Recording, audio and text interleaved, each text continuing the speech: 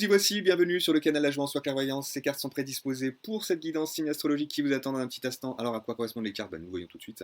Énergie d'entrée autour du 15 juillet, la force qui vous soutient dans cette quinzaine, le challenge, l'énergie de sortie autour du 30 juillet. Premier conseil, deuxième conseil et 6 cartes pour le sentimental.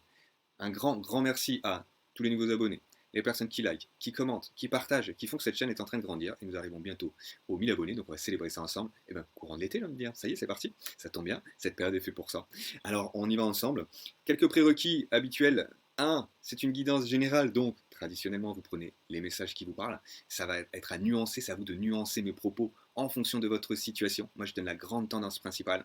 Et puis à partir de là, eh bien, vous essayez de regarder en quoi ça correspond pour vous. Parce que sur 100 personnes, il y en a sur ce spectre-là, la nuance sera ici, pour d'autres sera là, sera ici. Donc moi, je vais rentrer dans les polarités. Deuxième chose, donc, ces tirages sont faits pour sortir de la dualité, pour aller dans un espace non duel d'unification. Pour aller dans un espace non duel d'unification, en tant qu'être humain, vous le savez, nous exprimons, nous expérimentons des dualités pour mieux trouver le juste milieu. Donc, dans ces tirages, j'appuie en effet des fois sur une polarité exprès pour pouvoir justement nous aider, en fonction de là où nous nous situons, à aller retrouver le centre. Pour retrouver le centre, on va devoir expérimenter la polarité inverse. Je vous donne un exemple. Si nous sommes ici du 0 à 10 et que nous avons l'habitude d'expérimenter ici une polarité au niveau du 3, eh bien, pour arriver au 5, il va falloir qu'on expérimente, ça va basculer de l'autre côté, ça va basculer au 7, par exemple, 7, 8. Et donc, en fur et à mesure, on va balader entre 3 et 8, entre 4 et 7, entre allez, 4,5 et 5,5, et hop, on va pouvoir trouver le juste milieu. Évidemment, c'est moins mathématique que ça, mais vous avez une idée vis-à-vis du schéma dans lequel nous expérimentons les multitudes de dualités, de couples de dualités possibles pour retrouver l'unicité. Donc ça, c'est le deuxième point que je voulais aborder. Le troisième point, c'est que tout simplement, ici, venez voir non pas seulement le signe solaire, mais le signe lunaire, l'ascendant et le vénusien pour avoir un panorama beaucoup plus complet de quelle sera eh bien, la guidance pour ce 15 au 30 juillet. Nous sommes partis, très chers amis, avec le premier signe qui est les béliers, c'est à nous, on est parti. Alors, première carte, il semble que la roue de fortune soit des vôtres autour du 15 juillet. Il y a un événement. Alors, il y a deux messages qui me viennent ici. Le premier, c'est que, donc la roue tourne en votre faveur. Et pour certains béliers, ça arrive de manière, c'est un des messages que j'ai, de manière fulgurante. Si ça arrive de manière fulgurante, c'est en lien avec la roue du karma qui tourne qui a la possibilité de tourner en votre faveur. Donc, événement désagréable égale bénédiction en réalité. Si j'arrive à le voir comme tel, et tout là est l'enjeu. Voilà pour le premier message. Pour le deuxième message, c'est tout simplement, c'est pas forcément, il y a des béliers où ça se passe de manière très agréable, très fluide, et où du coup une nouvelle possibilité est là. C'est dans tous les cas donc une chance, on l'aura compris, une opportunité de pouvoir activer un nouveau cycle. C'est absolument du coup magnifique. Deuxième carte. Alors la force qui vous soutient, c'est d'être connecté à votre divinité, à votre âme, à vos guides. Vraiment privilégier, ami bélier, des moments de ressourcement, des moments de calibration avec qui vous êtes, des moments de reliance à l'univers, c'est absolument précieux et c'est votre force ici pour pouvoir avancer dans la bonne direction. Il y a beaucoup de violet, de rose du coup en termes de couleurs ici, donc on est vraiment sur les chakras du haut, avec une belle spiritualité, j'ai envie de dire retrouvée, ou si c'est pas retrouvée, c'est tout simplement développé à la vibration supérieure, on monte en vibration ici, clairement. Avec du rose aussi, on connecte au cœur, très bien, donc il y a une belle énergie d'amour qui est là, ami bélier. Carte suivante, c'est le challenge. Alors le challenge, c'est un non-retrait affectif, c'est-à-dire on vous demande de vous impliquer affectivement parlant. C'est-à-dire que cette carte nous parle de détachement à la base, mais visiblement, alors je me souviens du précédent tirage pour vous les béliers, il y avait notamment la question de détachement ou fuite, on avait abordé ça. Donc là, ça revient, j'ai envie de dire, c'est surtout un message pour la plupart des béliers qui ne sont pas impliqués sur le plan affectif, qui ne s'impliquent pas dans les relations. Ça peut être, voilà, on a tendance à rester à l'extérieur, donc là, il y a possiblement des blessures de rejet. On est souvent du coup distancié. Mais le problème de la blessure de rejet, c'est que le masque est celui du fuyant de la fuyante. Donc à ce moment-là, je fuis mes émotions, je fuis la matière, je fuis l'incarnation, je fuis ma spiritualité. Vous voyez, il y a quelque chose que je mets de côté et ce n'est rien d'autre que moi-même.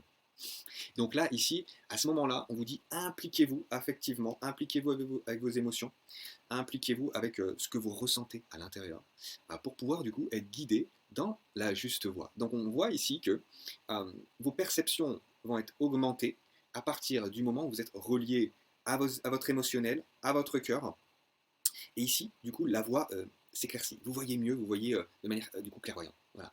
Il n'y a pas de nuages ici. Ok, et ben c'est parfait, on continue. Alors, carte suivante, ami Bélier. Ici, c'est l'énergie de sortie autour du 30 juillet. Qu'est-ce qui se passe? Vous voyez les émotions. Bim, en plein dedans. Le chakra sacré qui est du coup plus équilibré. Moi, j'ai une rééquilibration du chakra sacré ici, ami Bélier. J'ai aussi le fait, il y a la vie qui vous sourit. Il y a la vie qui vous sourit, peu importe que ça arrive de manière déstabilisante ou non, ou de manière très fluide, très agréable. Ici, on renoue avec l'agréabilité, on renoue avec l'émotionnel, on renoue avec le plaisir. On a peut-être délié aussi des schémas de dépendance, un rapport à la compulsion, un rapport à l'addiction, d'une certaine manière, pour certains béliers. Ok, c'est-à-dire que je ne confonds plus le plaisir immédiat et les faux plaisirs qui m'amènent à me distraire du chemin de mon âme. Alors que le chemin de mon âme m'amène sur un plaisir véritable, sur un plaisir en conscience, pas de véritable plaisir sans conscience. Donc du coup, ici, je me relie à moi-même et le plaisir s'intègre véritablement dans mon quotidien, de manière durable, dans des états qui prolifèrent à l'intérieur de mes corps. Et du coup, je me sens de plus en plus en paix. Je suis véritablement en paix parce que je ne suis pas en retrait. Voilà, je me sens en paix parce que je suis connecté à qui je suis, à mon intériorité. Ok, super, ami Bélier, on continue. Premier conseil. Il y a eu de la peine, il y a eu de la peine, il y a eu des émotions difficiles, c'est de la tristesse peut-être par exemple, ça peut être de la colère, là, ou de la culpabilité en fonction de votre situation. En tout cas, il y a une blessure d'âme qui était active, et là, visiblement, il y a de la guérison en cours. Le premier conseil, c'est oui, d'écouter vos émotions, bien sûr, vos émotions vont transmettre des messages. Euh, c'est pour ça que des personnes qui fuient leurs émotions, c'est parce qu'elles ont peur de souffrir. Elles évitent la souffrance qu'elles ont vécue d'une manière ou d'une autre auparavant. Et où elles évitent de voir les choses en face, et du coup, ces illusions-là les mettent dans la souffrance. Donc, ce qui se passe, c'est que vivre l'émotion, dans un premier temps, est absolument nécessaire, bien sûr. Et c'est là où on n'est plus en retrait, on est impliqué. On s'implique avec soi pour justement se reconnaître, s'accepter, s'aimer, tout simplement. Donc ici, ça c'est la première étape. On ne vous dit pas non plus de rester ad vitam aeternam dans le chagrin et la peine. Hein, une émotion, elle a un rôle qui est celui de vous transmettre un message de votre moi profond. Émotion égale message du moi profond. À partir de ce moment-là, vous avez fait l'accueil, vous avez été impliqué avec vous-même dans votre corps à ressentir, à respirer. Deuxième chose, vous pouvez maintenant intégrer le message. Une fois que vous avez intégré le message, troisième étape, vous sortez de ce schéma parce que l'émotionnel, c'est quelque chose qui est de l'ordre sentimental. Sentimental, c'est un ressenti qui vient du mental. Donc un ressenti qui vient du mental, c'est que notre émotion qui est dans notre corps nous relie à un schéma mental. Donc notre émotion est absolument nécessaire à vivre pour nous rappeler l'événement et délier les charges. Une fois que j'ai vécu cette émotion, que j'ai déchargé par exemple ma tristesse, il faut que je relie qu'est-ce qui se passe sur le plan mental.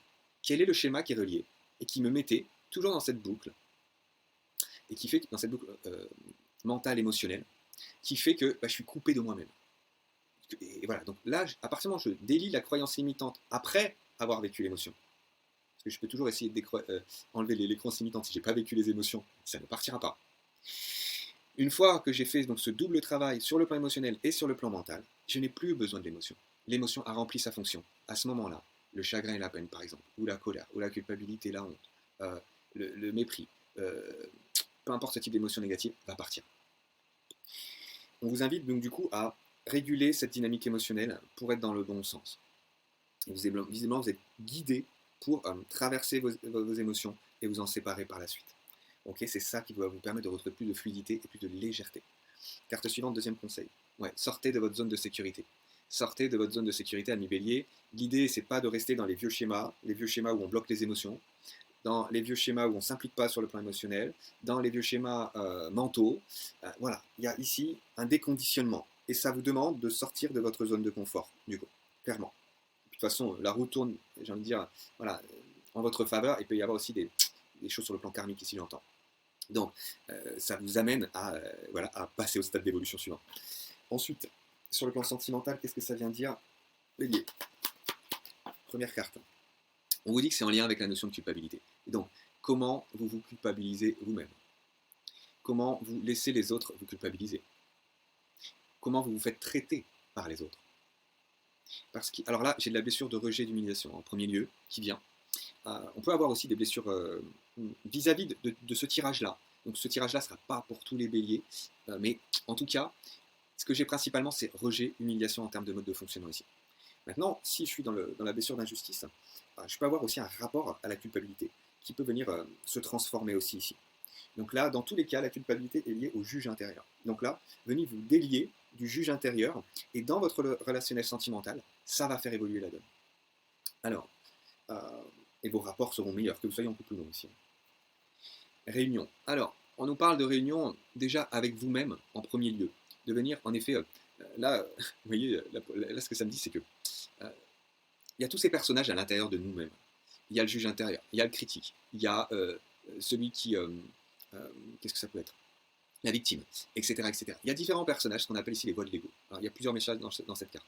Premier message ici, les voix de l'ego. Donc, ici, regardez comment ces personnages à l'intérieur de vous ne vous amènent absolument pas dans la bonne direction. Ils vous parasitent. Ici, donc, on a des parasitages. Et écoutez ces voix mentales pour que vous puissiez les observer. C'est dans ce sens-là, écoutez.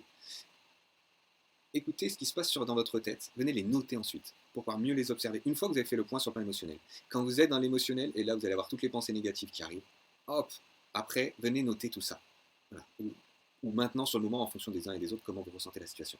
Ça va vous permettre, du coup, de délier ces personnages qui vous parasitent et qui vous gardent toujours dans la même pièce. Et puis la discussion est éternelle et fatigante.